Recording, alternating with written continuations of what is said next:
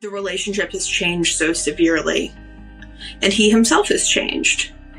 He's almost an entirely different person in several ways, because so much of his previous personality, the independence, the hardworking, the taking care of everyone all the time, and he was cocky, he was proud, and all of that was broken.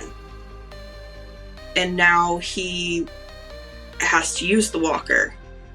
He has to have help getting up sometimes, often. He can't remember if he had breakfast.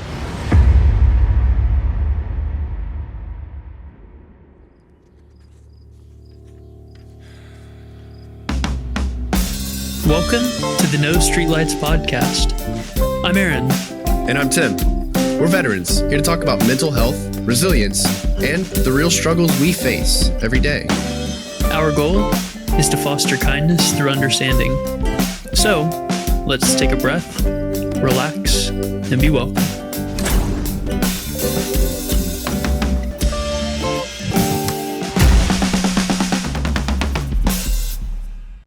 Welcome back to the No Streetlights podcast. I'm Aaron, and Tim is absent because he still lives in Italy, but don't worry, he's coming home soon. But today's conversation is going to hit really close to home for a lot of people listening. People who are juggling work and family and unexpected crises. Today we're joined by our friend, Miranda Brace. She's an incredible advocate, she's a caregiver, and she's a daughter. She shared something really raw on social media, and it caught my attention. This event that Miranda's going to tell us a little bit more about was a single day where Miranda had 2 emergency room visits, and then not just the huge financial burden, but also a deep emotional and physical burden on everyone involved in the situation. So, Miranda, thank you for being with us, or should I say, with me. It's good to be here. Yeah, thank you. So, what do you want to share with the 12,000 friends we have listening? Well, the double emergency room visit was actually just the most recent event in a long chain of events. Oh. Yes, my dad's original incident happened in March of 2023. Okay. What had happened was my father has always been a very hardworking man who tried to keep himself up in the epitome of health. He worked out nightly. He worked as a welding inspector, working 60 to 80-hour weeks for basically my entire life, and then was gassed twice while working at a local plant. The first time with ammonia, the second time with chlorine. I'm sure that's not detrimental to one's health. Correct. Yeah. No. Very not good for breathing and existing. And while he did have a pre-existing heart murmur, it wasn't anything anyone was really concerned about. He had yearly physicals through work that were fine. And then after the second time he got gassed, he thought he had chemical pneumonia. So he tried to tough it out, continued working. And then about 2 months after the second time he was gassed, he stopped by to visit my grandmother, who was in the early stages of dementia, and was mid-conversation and just collapsed on her floor. And she, thank God, I had been a nurse's aide previously in life, and that training was still in there, and it kicked in, so she was able to call 911 and attempt to do chest compressions. But he ended up going without oxygen for somewhere between 8 to 16 minutes. We can't figure out exactly how long it was because we're trying to go off of what she was telling us, and she just, between the stress and the dementia, could never really be clear. But he suffered a sudden cardiac death event where his heart just entirely stopped, and who was working out several times a week up until he thought he had the pneumonia, working 60 to 80-hour weeks, was always there for everyone to do everything. And then the next thing we know, in less than 20 minutes, he's dead. It was a huge comeback from that. They had to shock him several times. He was in a coma for a few days, had to completely relearn to walk, to talk. We were actually told that he most likely wasn't going to come back at all. And if he did, he would be near vegetative. Mm. He can walk, he can talk. He does have to use a wheelchair for long distances at this point, and a walker more often than not. His memory is severely impacted. And I mean, he can't really do a lot for himself. He gets exhausted even doing something as simple as brushing his teeth. So it's been a huge life change for all of us just in the blink of that eye. Watching someone go from so hyper independent and the person everyone can depend on to the person suddenly we are caring for was a huge shock. He was like Mensa level IQ prior. I know, I'm very much so not my father's part. Yeah, No, that's not at all what I was implying with that look. Yeah. But it's that. I just the impact on everyone sounds incalculable. Yes. My stepmom went from working part-time to just kind of supplement for fun times income to being the main breadwinner of the household while also having to caregive full-time. Healthcare is super easy in America, so I'm sure that wasn't stressful at all. Right, clearly. Actually, that's what landed her in the ER, is just the overwhelming stress has just left her so run down. When they had the double ER event, which was on the 18th of May, she went in the morning and her blood pressure was so high she was nearing stroke level. And it's just the constant stress, the constant work. She's a superhero at this point. I don't know how she's doing it all. I try to help as much as I can. I also work full time and have my own house to take care of. But it's just, and then that evening, my dad just strained too hard trying to get up and had what is called a vasovagal response, where these muscles here contract and it pinches that. The sleep channels we call in Buddhism. Yeah. But they need to do more testing on him still because he's still getting dizzy again. And it's just the medical bills never stop. The doctor's visits never stop. He doesn't qualify for Medicaid until he's been on disability for a full year, but they didn't even approve his disability till October of last year. And how long is this? You said, when did this start? March 7th of 2023. So it's only been 2.5 years that your family has been dealing with this. Yes. And you said they approved disability October of last year. And how long is that from the initial incident? Like a year and a half-ish.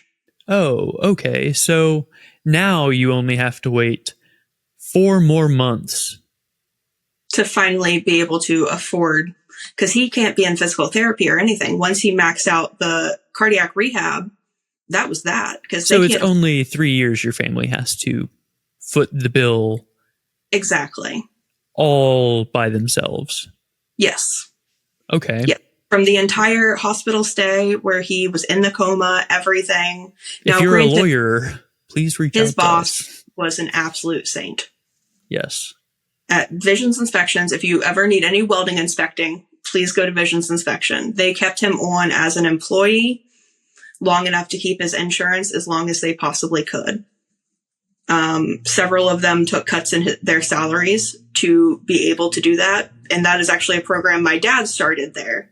Praise. When another employee had previously had a heart attack, and he volunteered to take a cut in his salary to help get him through. So they did the same thing for my dad for as long as they could feasibly afford it as a company. But as you know, the economy is not real great. So, are you sure we're winning so hard right now? Clearly, yes. I mean, didn't you see our wonderful parade? Yes, I think that's not this episode, even though, fight me, everyone. Okay, yeah. Tell me more about what your family has been through, because this episode is your episode and we are trying to help you. So the burden, and I hate to say burden because my father is not a burden. No, but there are more adversities that's the definition. And I think that is a lot of the guilt with grieving who he was previously versus celebrating having him at all. Because my God, am I thankful to have my father in any way, shape, or form. But the relationship has changed so severely. And he himself has changed. He's almost an entirely different person in several ways. Because so much of his previous personality, the independence, the hardworking, the taking care of everyone all the time. And he was cocky. He was proud. And all of that was broken. And now he has to use the walker. He has to have help getting up sometimes, often. He can't remember if he had breakfast. And he has hardly any opinions on anything. If you'll say, would you rather have a sandwich for lunch or soup? I don't know. Whereas he was deeply opinionated previously. And he was a huge part of my support system. I always knew if things went wrong, I could count on my dad. And losing that ability and then having the increased, not only did I lose that support, now I am that support. Because my stepmom and I are his care team, basically. When he was in the hospital, I was there every single day. When he was in rehab, the physical rehab, afterwards, I was there several days a week. Once he got home, I would spend about a part-time job's worth of time over there just to give my stepmom time to just leave the house.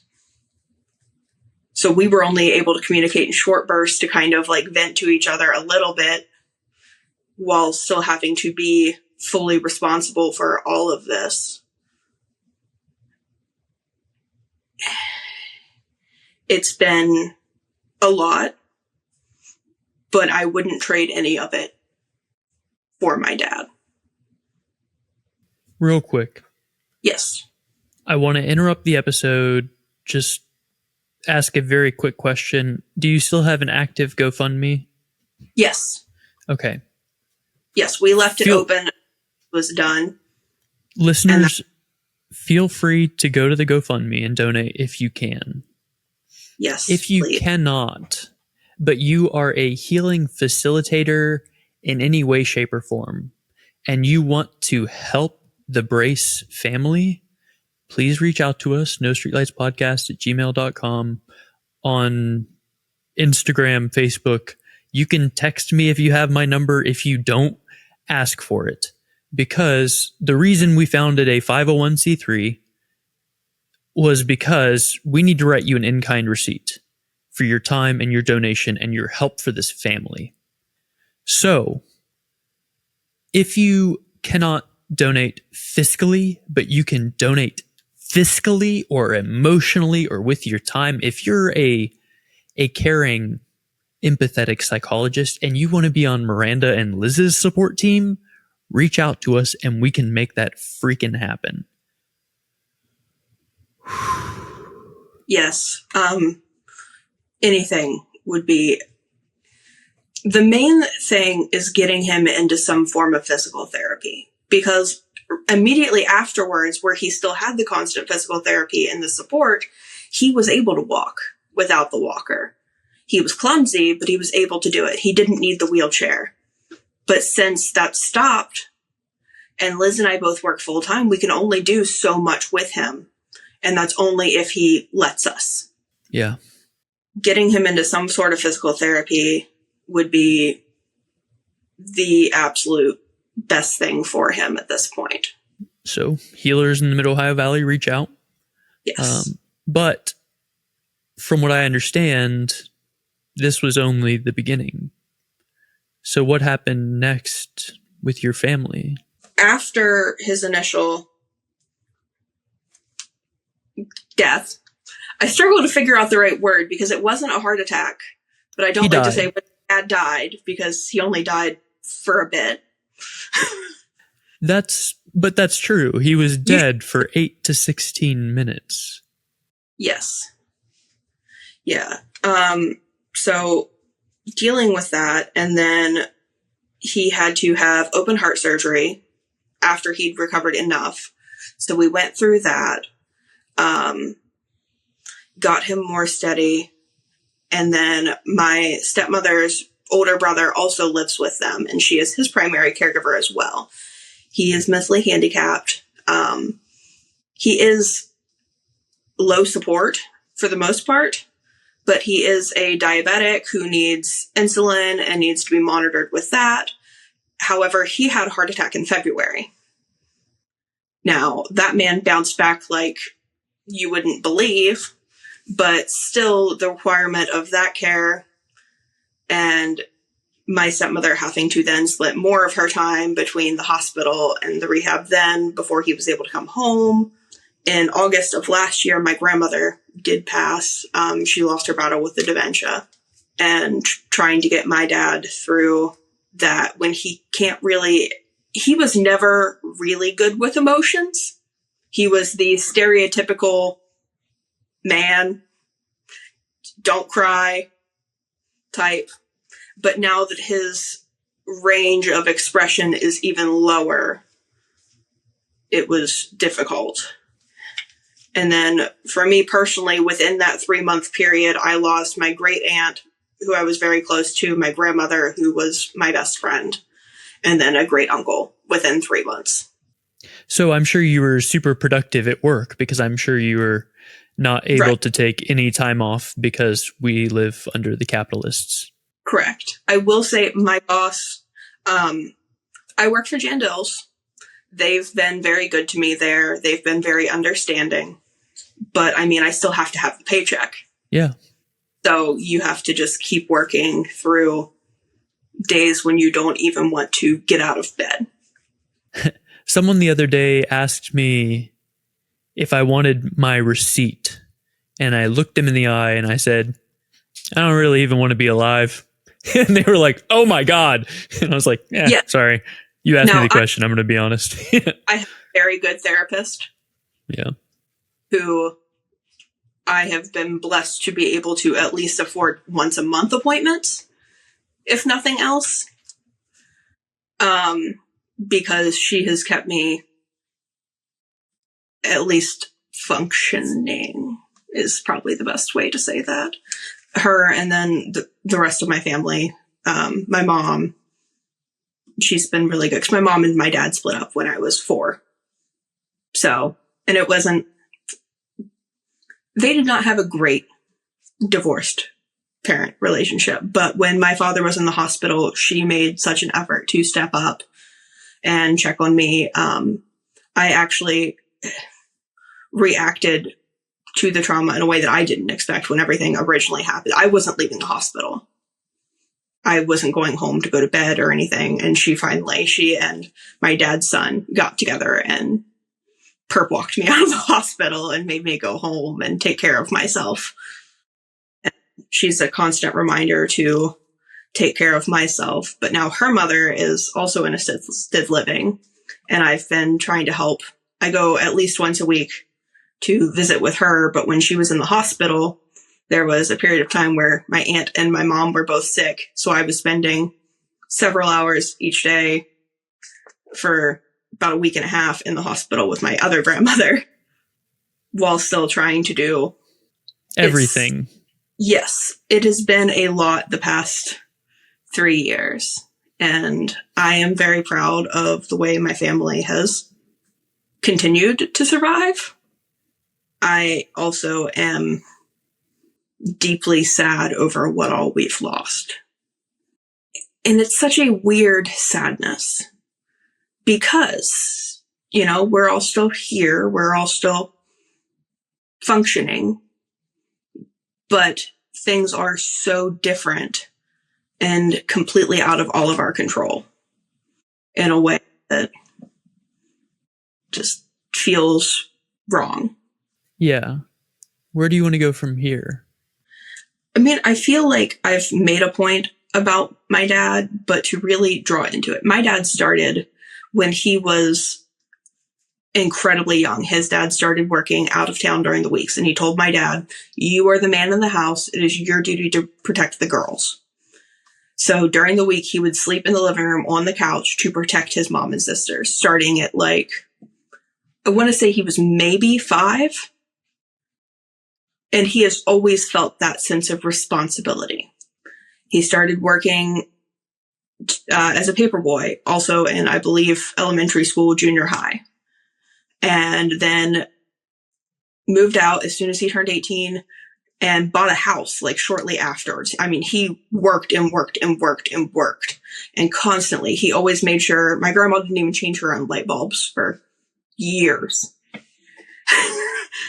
Because he was always making sure she had what she needed for stuff like that. And then I was born, and he would take in all of my friends.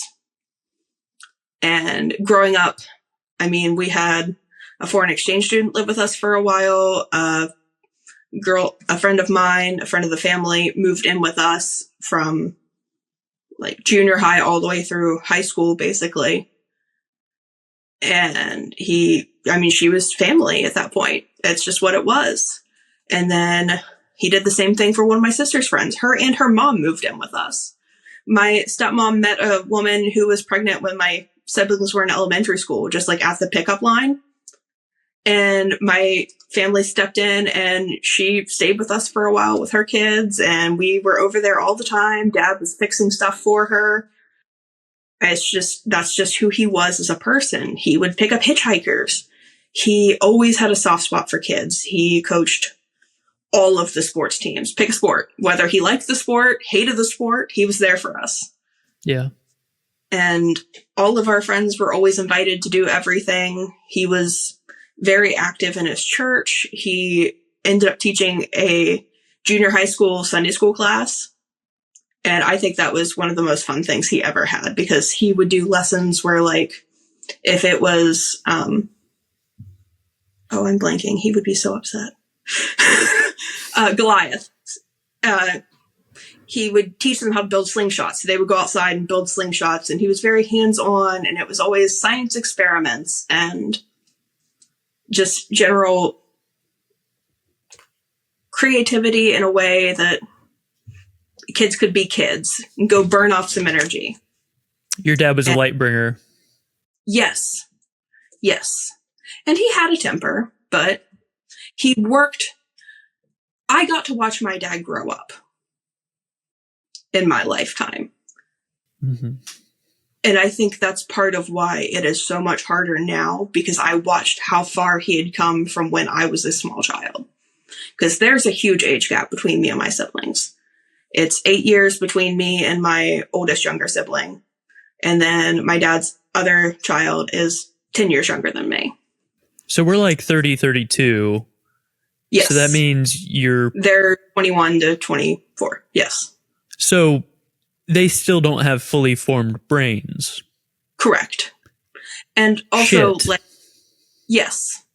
So this is hard for them as well. Yeah. And I mean, they were still in school, like college, and my younger brother was starting to be a teacher at the time. I mean, he's full-time now. Well, not now, I guess it's summer, but he was splitting his days this past year between Hamilton and Jackson, teaching both special ed and gifted. Yeah. And my little sister, she does mission work, and she also was substitute teaching. And now she was still in school when everything happened, and she graduated on time. And I am blown away by, like I said, I mean, if there's one thing we're resilient. Yeah, what does brace mean? It means keep going. Yeah. Yes. It means something different on the ship, but you have more knowledge of that than most people, I would think. Yes. But and as a family, I wish it had brought us closer in some ways than it did. Yeah. But everyone processes trauma differently. And that is something that I don't think we ever really had a chance to process as a family because it's never stopped. Yeah, this isn't trauma because trauma is your body's response. This is like active trauma. Yeah. So active wounding.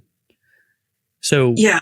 Everyone kind of has to put up whatever shield they have to put up in order to deal with it and quote unquote soldier on.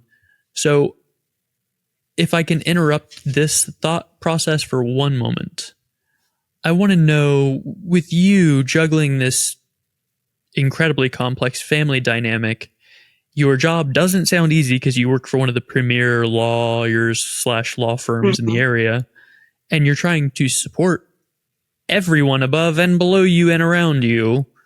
So what does self-care look like for you right now?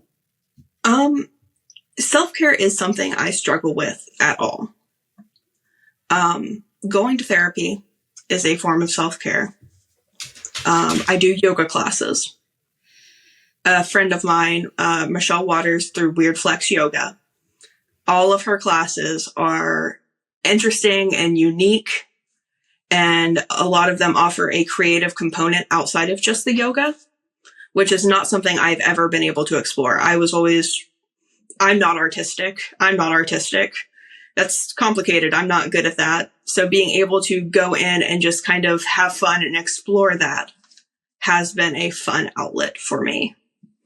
And then also yoga felt very out of reach as a plus size person. And learning the different ways to do the poses and different modifications for poses and getting to see myself grow in that way has been motivating. And I used to go to a lot of shows. Music was always kind of my outlet. But when everything happened, I stopped entirely because crowds, I can't do as much anymore. Yeah. And I'm trying to ease myself back into crowds now. It's been long enough. It's time to get back and try to, because I enjoyed it so much. And I miss that. You still must be compassionate to yourself. So are you at least using like ear protection to reduce the amount of stimulus your brain is getting? I normally, if I go to shows, I've only been to a few since everything happened. I stay at the very back or upstairs if it's an upstairs, downstairs situation. Yeah. And I stay with a friend to give myself help. So you're not using any loops or earplugs? I have earplugs that I always forget at home or in the car, which is so much worse because they're like right there. I would highly recommend getting a pair of loops for noise reduction so you can reduce the amount of stimulus coming into your brain. Yeah. And if anyone out there is a loop provider, reach us out. Reach out to us. We don't have a loop sponsor, so. Yeah, I have a pair of off-brand noise canceling earbuds, but I'm not good about it. You would think, I tell myself all the time I need to, especially because I've been going to shows since I was like 14. And I was not good about protecting my ears at all during. Yes. Yeah. So I need to invest in something like that to remember. But yeah, my wife just has it on her keychain. See, that would be a smart idea. Or just keep them in my purse. Proud in general. And then every time I go somewhere, because my dad knew so many people are always asking, well, how's your dad? How's your dad? And well, I love that so many people care about him. Like I went to Pride Saturday. Me too. And 3 different people asked me how my dad was within the first half hour of me being there, which again, incredibly kind, incredibly sweet. But you're trying to not be there. I never get to escape fully from that, which is its own, because if I can't fully disconnect at all from it, then it's always there in the back of my mind, and I'm always a little bit anxious. Like, my poor stepmom, anytime she calls me, immediately I'm like, is everything okay? Is something wrong? And she's like, no, I was just calling to talk. And I'm like, okay, all right, good deal. We're good. Yeah. Because I'm just so hardwired for something to be wrong at this point. Because for so long, something has been. I hear you. However, that is a cognitive delusion, I think is the official term. Dr. Seth from Insight with Dr. Seth, feel free to correct me. Most of the time when people are calling you, it's because they care, right? Yes. So yes. That anxiety is... Anxiety is something I have battled since as far back as I can remember. What are you doing to help with your anxiety? Do you do butterfly taps? Do you do alternate nostril breathing, parasympathetic work? Do you have an acupressure mat? A technique for when we get nervous on stage and we just hold this. Yeah. She would call it our Italian talking hands because we could hold it to our sides and nobody would see. Yeah. And I have found myself doing it more and more as a way to release. And it's nice to kind of, because I think of the moments before being on stage and stuff, and it actually helps in that way too, because then I'm like also reminded of the positive experience with her. She was phenomenal. She passed a few years ago, Marsha Lindemuth. But she was a phenomenal choir teacher, a phenomenal person. And I still to this day use that anxiety technique. May I offer a potentially new solution? Absolutely. So our incredible friend, Melissa Height, who's an amazing healing facilitator who I'm working with right now, she says the three things we need to encourage growth is breath, movement, and sound. Mm-hmm. So I think this is fine for whenever you are like so tight that a way to move through that would be breath, movement, sound. So instead, once you get here, breathe. And what I do is on one hand, I'll do my pointer finger, the other, I'll do my pinky, and I'll walk backwards. So that requires, because I go pinky, pointer, ring middle, yeah, because then you pinky. have to have the thought into doing it. And if you can be with your breath while you're doing that, your body's like, oh, clearly I'm not being murdered because I'm doing weird things with my hands. I'm breathing, like everything's fine. Yeah. I like that. I will try that for sure. Thank you. I also like just wandering through the woods. There's a little nature park very Have you close heard of crime junkies? We have like 3 missing girls who have clearly been murdered in the area. Yeah. You should maybe stop wandering through the woods by yourself. And I'm like, well, fair. I will say I am armed when I wander through the woods by myself. Okay, good. Do you know how to use it? Yes. Okay. Something my dad world and me good. Started at an appropriate age. I was also a firearms instructor and I do martial arts and stuff. So if anyone needs help, please reach out. Yes. Yeah. No, Dad made me start carrying regularly. A silly thing that I've been stepping everyone around me into in these little steps towards this is oftentimes I'll see trash when we're about or when we're driving and I'll look at them and be like, hey, do you know why that trash is there? And they're like, because someone's an asshole or threw out trash or someone littered. And I'm like, no. It's because no one's picked it up yet. Yep. Yeah. You know who no one is? Us. Yep. Yeah, when I go to my little nature preserve, I try to keep a plastic baggie and whatever bag I have on me. Yeah. But I like to, there's a little creek through there. So if I'm feeling particularly overwhelmed and it hasn't flooded, I go down there and I set a mat down by the creek after I'm done with my little walk. And I just read next to the creek and listen to the nature sounds because it's a bird preserve too. So. Oh, how wonderful. So we're kind of coming up on the end of our time. So I wanted to circle back before we start getting towards our ending, what else do you want to share with me and or the audience? When your role changes so spectacularly with a family member, it's important to have support when you go through that. Reach out to your friends. Do not isolate yourself.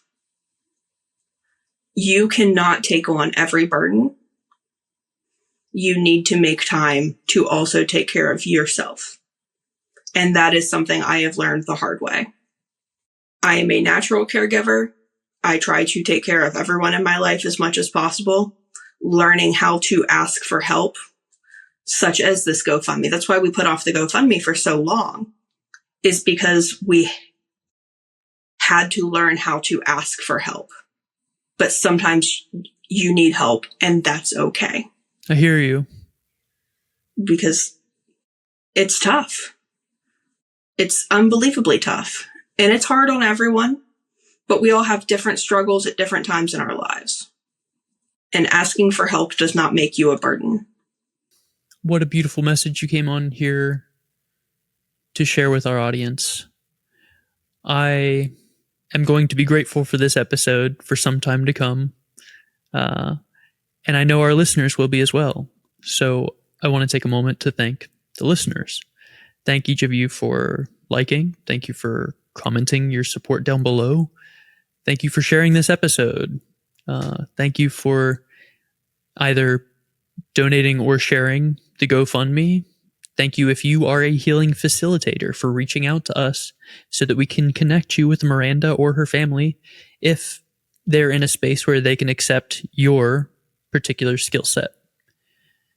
I want to take a moment to also speak to those who are listening who haven't made it to the other side, those who are still hurt or still hiding.